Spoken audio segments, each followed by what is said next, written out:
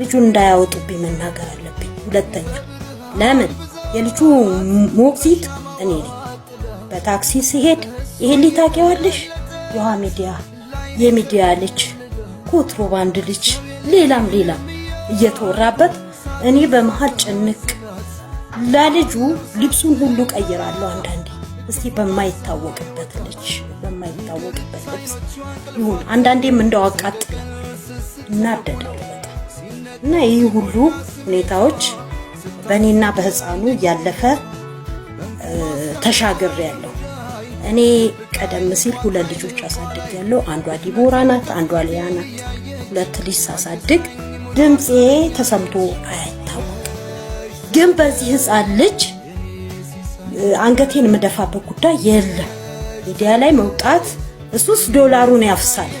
ይሄ ህፃን ልጅ ግን የዛሬ ህፃን የነገ ታዳጊ ነው። መጨረሻው በዚህ ህይወት ውስጥ ይኖራል። እስቲ አስቢው። 2 ቢንያምና ህፃኑን ለማስተዋወቅ እኔ 17 ቀን ይፈጀብኝ። ህፃኑ ምን ያደርጋል?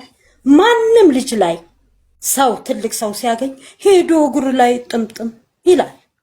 ያሳዝንሻል። ግን ቢንያምን ለማወቅ ቢንያም ይመጣል። አባትህ እኮ እኔ እኮ ነኝ ይለዋል። ከምንም ይቺ ጉልበቱን ያጥፍና ሰውነቱን አቀማመጡን መሃል ያደርግና ወደ ግድግዳው ነው የሚሸሸው። ይሄ ልጅ ምን ሆኖ ነው እንዲህ የሚሆነው? እስቲ ቆይ ሁሉ ጊዜ እንዲህ ሲሸሸው አንድ ቀን እስቲ ቆይና ቢንያም ወተት ይግዛልህ ብዬ ሄድኩኝ ወደ ቢንያም መንገድ። ሲሄድ 3 ሆነው እየመጡ ነው። እስቲ ዛሬ ስጋ ግዛለት ቢንያም ምናምን አልኩት። እሺ ብሎ ግማሽ ኪሎ ስጋ የተፈጨ ጎድንም እንደዚህ ወደ 800 ብር አወጣ። ልጁ ግን በዛው ልክ ራሱ ቢንያም ተሸክሞት ልጁ እያለቀሰ እንባውን ያንጠባጥባል። ቢንያም ጭንቅላት ላይ ንፍጡን ሁሉ ይሄ ልጅ ላይ ግባቡ ነው እንዴ? 17 ቀን ሙሉ ገባሽ ላይ ግባቡ ነው እንዴ ብዬ እቤት መጣ ልጁ። አሁን ቢንያም እንትን ግዛልኩት፣ ሶፍት ግዛ ዋይፕስ ግዛልኩት፣ ገዛ። እኔ የቢንያምን ጭንቅላት አጸዳሁት። በቃ ጓደኞች እንዳያዩ ሂድ፣ በዚሁ ከነሱ ጋር ተመለስ። ልጁን ይዤ እኔ ገባሁ። መከርኩት ልጁን ማለት ነው። እና ግን ከዛ በፊት ያጠፋው ጥፋት ቢንያም ምንድነው? እሱ ልክ የመጀመሪያ ቀን አንድ ላይ መጣ አይደለም እንዴ? በጋረድኩ አለ። ማሚ በጉን ተመልከች አለኝ። አይ እኔ እኮ በጉን መመልከቱስ ልመልከት ምንም ማለት አይደለም። ግን እኮ እኔ ይቅርታ ያልኩ እዛው ሚዲያ ላይ ነው። ሚዲያ ብትቀርልኝ ነው ለኔ ሐሳቢ። በግም ሳታመጣ ሚዲያ ምን ነው ብትቀርልኝ ነው አላማይ። ለምን ነገር ተከትሎ እንደሚመጣ ይገባኛል። ቢንያም ሽማግሌ አምጣ ሲባል አንድ ሽማግሌ አላመጣም፣ ጓደኛውን ይዞ መጣ። ጓደኛው ደግሞ ዝም ብሎ ቲክቶክ ሰራተኛ። እኛ እኮ እዚህ ቢንያምን እያስመከር ነው በእውነተኛ መንገድ፣ በእውነተኛው ጉዞ፣ በእውነተኛ ህይወት ሄደው። እውነትም እርግጥ ነው እሷም የራሷ አላማ የራሷ ጓደኛ ቢኖራትም እሱም የራሱ ጓደኛ የሷ አላማ ቢኖረው አይደል እንዴ? ይሄ ህፃን ተጨንቆና ተሰድቦ ማደግ የለበትም። ሞግዚቷ በ8 ወሩ በህግ ነው የሰጠችኝ። አልሰጥ ብላኝ አንቺ ተማሪ ሩልሽ ወደ ትምህርት መሆን አለበት። ዲግሪ ብታጪ ዲፕሎምሽን እንኳን ያዥ እና እኔ እናት ሆኜ ያለው ይሄው በእናትነት ዲግሪ ይዤ የለ ማስተርንም ባገኝ እማር ነበር። ህፃኑ ተወልዶ በ3 ወር ለማስተርነት ጓደኞቼ ሲሄዱ ጎንደር ዩኒቨርሲቲ ዲግሪ ተማሪን ጨርሻለሁ። ለማስተርነት መሄድ ነበረብኝ እና አራስ ትቼ እንዴት ሄዳለሁ? ግራ ተጋባው እና ቆይ ለማንኛውም ልጄ ትበልጥብኛለች፣ ህፃኑም ይበልጥብኛል እና አንድ ቀን ድል አገኛለሁ በማለት ማስተሬን ትቼ ልጄን በስርዓት ይዤ ያው እሷም ቢሆን ወደኋላ አላለችም። አዝላ ተላላኪነት ሰርታ ከተላላኪነት ልጅ አዝላ ማለት ነው። ከተላላኪነት ደግሞ እንደገና ተምራ ይሄንን የነርሲንግ ሰርተፍኬት የጀግና የጎበዝ ናት ብዬ አመንኩባት። በልጄ ደስ እያለኝ ነው ያለሁት። በተወለደውም ህፃን ወደኋላ ልመልስሽና ቢኒያም የሚያስተምረው ከኔ 200 እርምጃ ወይም 200 ሜትር ማለት እኮ ነው። 200 እርምጃ ነው። አባት ነው ብዬ ሄጄ አልጠየኩትም። ለምን መጥቶ አምኗል እንጂ አልካደም። ይሄ የክህደት ልጅ ይሄ በዲኤንኤ የታመነ እንዲባልም አልፈልግም። አባት ነው ብዬ ዞር ብዬ አልጠየኩትም። ቀድሞም መጥቶ አልካደም።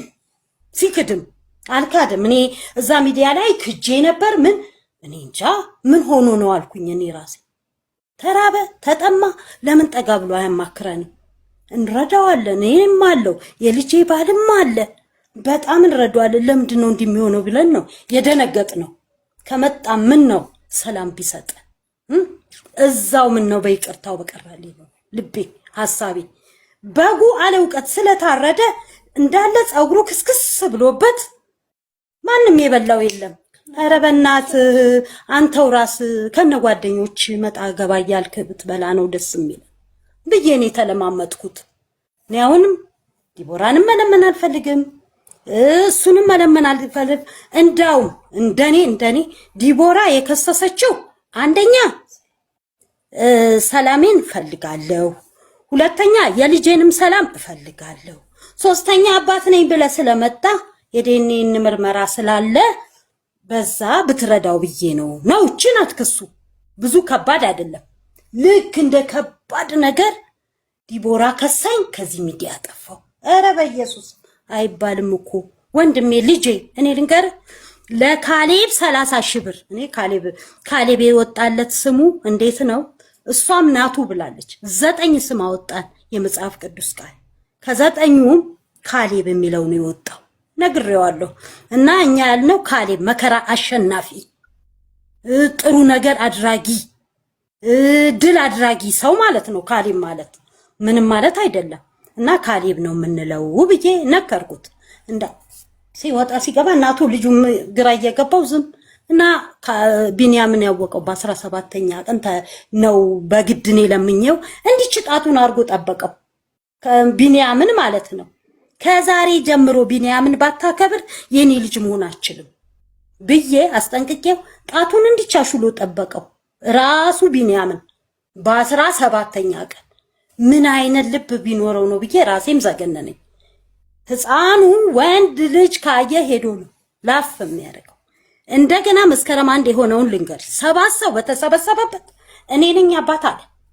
የሚረዳው ልጅ ነው እኮ በጣም ያሳደገው ልጅ ልደቱን እያከበረ ልብሱን ከህፃናት ልብስ ቤት ተፈልጎ እየተገዛለት በጣም እያሳመረ እያሳደገው ምን የቸገረው ነገር ከጡጦ አቅም ከዚህ ከማቀፊያ አቅም መጀመሪያ ሲወለድ በማቀፊያ ያቀፈውን ልጅ እኔ ነኝ አባቱ ብሎ ቁጭ ይሄው ዛሬ ድረስ ታውልኝ ስላለው እርግፍ አርጎ ትቶት ያኛው ይሄው ዝም ብለን እየገረመን ነው በቢኒያም ያለነው እንጂ እየተደሰትን አይደለም። ሰው ቢያንስ ቢበዛ ከመጣ ወዲያ ሰው ሰላም ቢሰጥ ምን አለበት? እህቴ ያኛው ከማቀፊያ ጀምሮ እየገዛ ያሳደገው ምናችሁ ነው? ማን የእህታችን የልጄ የዲቦራ የእህቷ ባለቤት የእህቷ አባል ከዚህ በፊት አባቴ ብሎ አባዬም የሚለው ያንን ነው ያንኛው ነው። ኦኬ። እና በቃ ቢኒያም ደግሞ ከመስከረም 1 ጀምሮ እኔ ነኝ አባት ብሎ ሰውየውን ልጁን ካስደነገጠው በኋላ ቢለምነውም ቢያለ በ17ኛ ቀኑ ነገርኩሽ። ራሱ ቢኒያምም ያውቃል እንዲች ብሎ ጠበቀው ለመታረቅ። እኔ እናት አልሆንህም ቢኒያምን አባቴ ብለ ካላልከው እኔ እናት አልሆንም።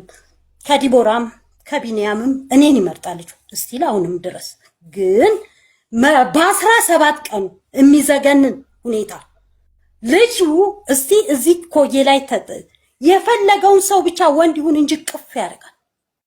ያንንም ራሱ ዝግንን ይለኛል። እኔ የውሃ ሚዲያ ሄጄ ሁለቱም ቪዲዮ እንዳይሰሩበት ብዬ ሄጄ በማግስቱ ስመጣ ሄጄ መጣው።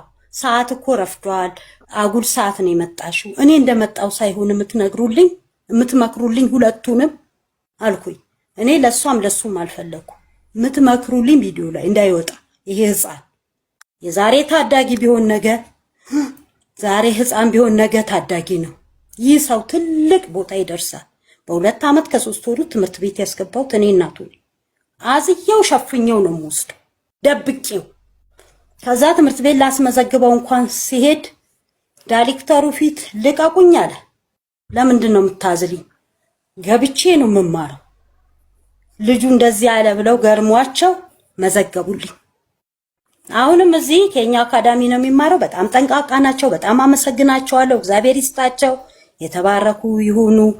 ሰው የሚያውቁ ሰው ለህፃን ልጅ አይሰጡም አሳልፈው እና የዲቦራና የቢኒያም ኮዬ ላይ አለ እኔና ዲቦራ ሆነን ልጃችንን እንደ ፍቅረኛ መሐከል ላይ አርገን እንዙር ነው። በቃ ችግሩ ይሄ ነው። የቢኒያም መዞር ቀልድ ነው እንዴ? እሱ እንግዲህ እዛ መሃል ሲቀርጽ ለመዋል ነው።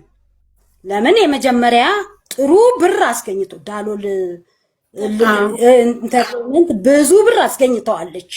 ሁለተኛው ደግሞ ርዕሱ ይሄ ነው። ሆኖ እንግዲህ ባንዴ ወይ መኪና መግዛት ይሆናል ወይ ቤት መግዛት ይሆናል። ሁሉም አላፊ ጠፊ ነው፣ ከንቱ ነው። ግን ከንቱ ያልሆነው ምን የሰው ልጅ ህይወት፣ የዚህ ህፃን ልጅ ህይወት። እኔ ወደ ይቅርታ አድርግልኝ የውሃ ሚዲያይን ተናገሬ ስመጣ እሱ በማግስቱ እንትን ላይ ባጃጅ መሳፈሪያ ላይ ተገናኘ። እሱ ሌላ ሰው ነው የሚጠብቀውና ገጠመኝ ሆኖ ማውራት መጫወትም ማመጣንና ረጅም ወሬ እያወራን ግን አለ ልጁን ላይ እልህ ታስይዙኛላችሁ ወይ አባት ሆኖ እልህ ታስይዙኛላችሁ የሚል ሰው መጣ። በግልጹ እንደዚህም አላልኩትም። ውስጤ ተብሰለሰለ። ልጁን ሳይ አለቀስኩ። ለምን እኔ ነኝ እሱ ጋር አባዬ ካላልክ አለቅህም እኔ እናት አልሆንህም ብዬ በሚገባ ለመታረቅ ጣቱን አሽሉ ይሄደው የኔን ቃል ፈልጎ ነው። ህፃኑ እልህ ታስይዙኛላችሁ። አባት ከመቼ ወዲያ ነው እልህ የሚይዘው ህፃን ልጅ ላይ? እንደገና ዲቦራ በዚች በሶስቱ ቃል ስትከሰው ልጄን አክብር እኔንም አክብር ለልጁ እርዳ ነው፣ ሌላ ነገር የለም። 15